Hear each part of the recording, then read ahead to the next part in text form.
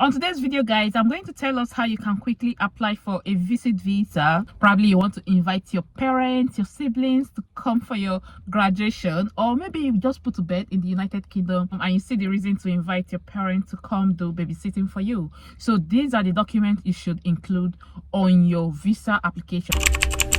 I know you gotta dress up for the club. As you can see on the screen, apply for a standard visitor visa.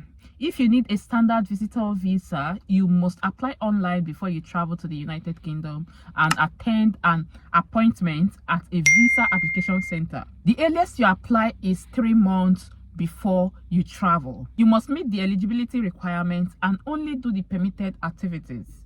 Depending on your nationality, you may not need a visa to visit the UK. If you do not need a visa, you will either have to apply for an electronic travel authorization. Guys, remember I did a video on this, okay, which allows you to visit the United Kingdom for up to 6 months without a visa. Be able to visit the United Kingdom for up to 6 months without needing a visa or an ETA. You can usually stay in the UK for up to 6 months. You might be able to apply to stay for longer in certain circumstances, for example, to get medical treatment. So guys, it depends on the one that best applies to you. It could be that you're already in the UK and then something happens, maybe you just felt ill and you think you need to extend your visa, so you can actually do this. What you need to do: first, check if what you plan to do in the UK is allowed as a standard visitor. Check you meet the eligibility requirements. Thirdly, check if you need to apply for a visa to visit the UK. And lastly, apply for a standard visit visa online if you need one. What you can and cannot do on a visit visa: first, you can visit the UK as a standard visitor for tourism, for example, on a holiday or vacation, to see your family or friends, to volunteer for up to 30 days with a registered charity, to pass through the UK to another country, that's a transit visa. It could also be for a certain business activities, for example, attending a meeting or interview. Next one, for a certain paid engagement or event, a permitted paid engagement.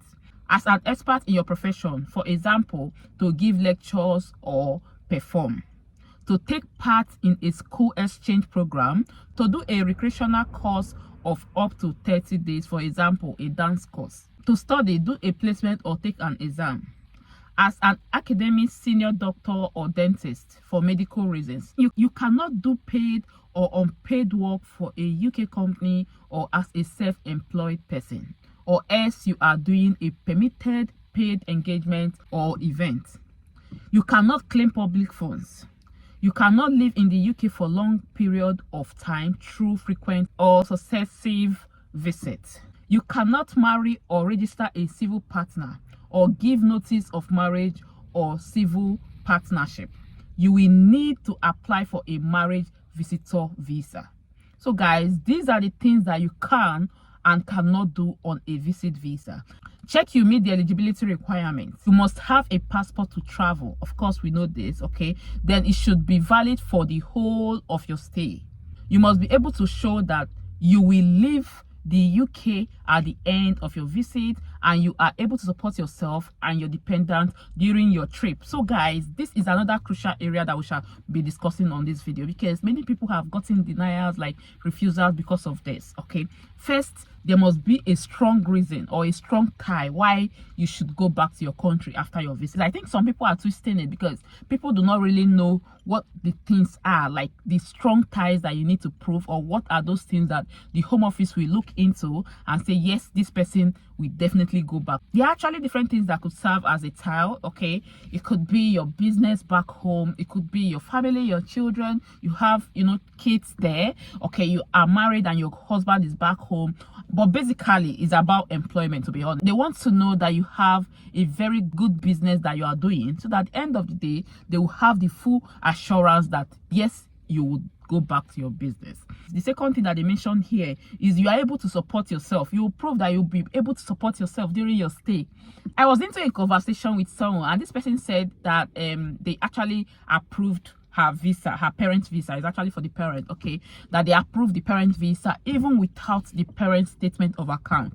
That's to say that it's only the sponsor. Like now I am the one inviting my parents to come over. I always advise people to make sure that you print your statement and that of your parents. They could say that your parents are willing to sponsor themselves, they can take care of themselves, they are not going to be a liability, they are not going to constitute nuisance when it comes to the United Kingdom, okay. And this person told me that yeah, the parents came over and they did not attach the statement of account and the visa was approved.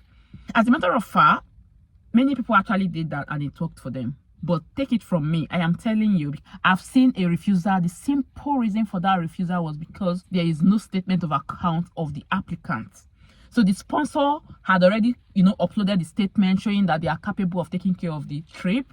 Okay, I think they had about £4,000 on the account. Okay, but unfortunately they still got a refusal, and the reason for that, like I said, was because the main applicant did not attach a statement of account. So guys, I don't know the one that works best for people. If you have experienced any of this, please let us know on the comment section of this video so that other people will learn. For me, I will always advise people to make sure that they upload the applicant statement of account. The next one, you are able to pay for your return or onward journey, or have funding from someone else to pay for the journey. You will not live in the UK for extended period through frequent or successive visits, or make the UK your main home. Guys, I am going to talk much on this. Okay, sorry it's getting darker, but I just have to shoot this video. Many people had issues because of this.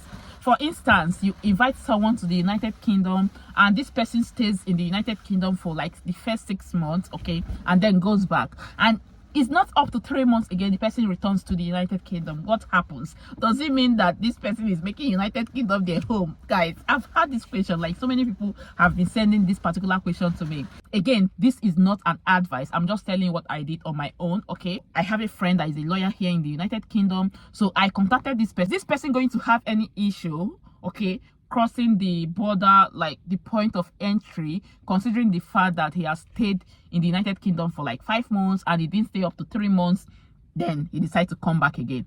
The genuine answer I got from this lawyer is that there is no specific number of days, number of months you are expected to stay in your home country before returning back to the United Kingdom, if you understand what I mean. However, it is stated there on the UK government website that you should not make the UK your second home. In other words, you should not spend more time here in the United Kingdom than the time you are spending in your home country. And you can see, I just read it out. Will not live in the UK for extended period through frequent or successive visits, or make the UK your main home.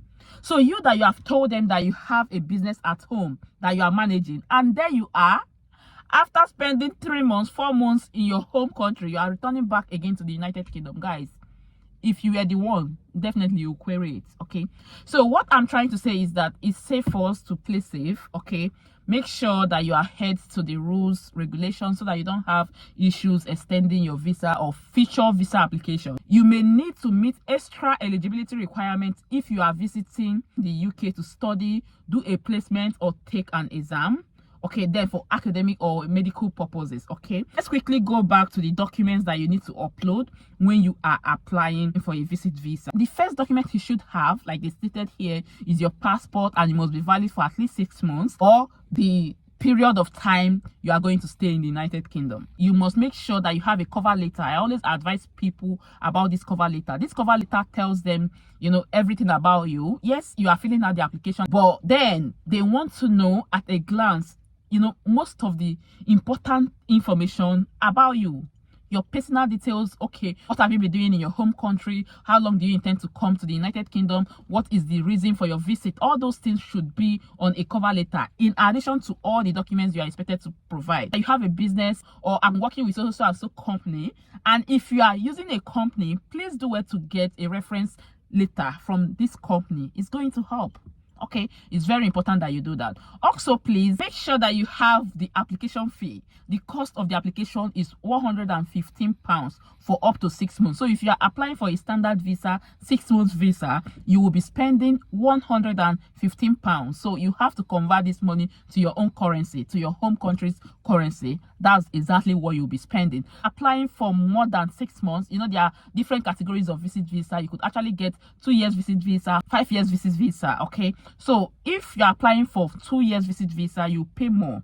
If you're applying for 5 years visit visa, you pay more. I will show the amount there on the screen for you. You have to make provisions for the cost of the visit visa. Then again, you should make sure that you have your statement of account. You have printed your 6 month statement of account. So the person that is sponsoring you, that's the person inviting you to come over to the United Kingdom, should print out their own statement of account, and there is a particular amount of money that is expected, though it is not there, to be honest. But in my own opinion, or in my own, you know, the research and experience, of course, I've invited so many people. Yeah, as a matter of fact, my mom has been in the United Kingdom a couple of times. I have friends, family that have been in the United Kingdom on a visit visa. So I am sharing this based on the experience. Sponsors should as well have a certain amount, let's say £4,000. Okay, if you can convert this amount to Naira, sorry, I'm mentioning Naira because I know many people watching my channels are from Nigeria. Okay, so you can actually convert £4,000 to Naira. So you should have about 8 million Naira. Okay, if you have that on your account. Then again, guys, I think I had some people asking if you need to leave that money there for, you know, for like 6 months. As a matter of fact, if the sponsor is a working class person here in the United Kingdom, and every month they could say that this particular amount is entering the account as a salary, then the person do not need to leave that money there for 6 months. For instance, I am working here and I earn like 1,500 or 2,000 every month, and I'm using my account to bring in someone, to sponsor someone to come over to the United Kingdom. So as a sponsor, that money, like I told you guys, in my own opinion, should be about 8 million Naira, or let's say £4,000 minimum. Though I've seen people also that I use less than that and it works for them. But please make sure that you have enough money, because you want to prove to them that you can take care of the person you are inviting, and as well take care of yourself, cover your expenses. So if I am earning like 1.5 and I'm able to prove to them that this money comes to my account as my salary every month, it could be that the very last month that I want to print the statement, I just earn my salary. So I may decide to leave that money for a couple of days and then print my statement. As far as that money is there, I have up to £4,000, for instance, there on my account. Okay, then you don't have problem. You prove to them that you have a tie. If you have family pictures, please attach. If you are married, you have kids, and they are not coming with you, please let them know. That's why that cover letter is quite important. The next thing is the invitation letter. So I that wants to invite someone, I am going to write out an invitation letter and send it to the person. So this person will now use the invitation letter, you know, to apply for the visa. What it means is that in my own words, I will draft out a letter saying that, yes, I know this person, and stating the relationship between you and the person, why you have decided to bring this person, and what that person is coming to do, how long that person will be staying in the United Kingdom. So all these informations should be on that letter. Very, very important. Without invitation letter, they may likely refuse the visa application. I think these are the important things that you need to know when you're applying for a UK visit visa. If you earned value from this video, please do it to like, share, and of course subscribe to the channel if you have not done that already. Thank you again for watching. I remain blessing, a mozozo of blessing channels. Thank you. I'm out of fear.